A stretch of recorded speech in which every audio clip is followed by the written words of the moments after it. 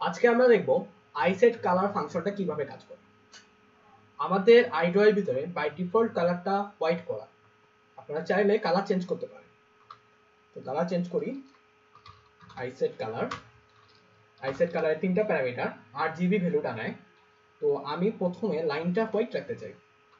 So RGB value 225 225 225। ওকে, এখন আমি ইলিপসের কালারটা রেড করতে চাই। তো RGBর প্রথম মানটা হবে 225, সেকেন্ড এটা হবে 00। সার্কেলের কালারটা গ্রিন করতে চাই। তো প্রথমটা হবে 0, মাঝখানেরটা 225 আর লাস্টেরটা 0। আর রেক্ট্যাঙ্গেলেরটা আমি ব্লু করতে চাই। ওকে, হয়ে গেল। এখন আমরা বিল্ড করে দেখি। এই যে RGB ভ্যালু সবগুলো চেঞ্জ হয়ে গেছে। আজকের জন্য এটুকুই, ধন্যবাদ।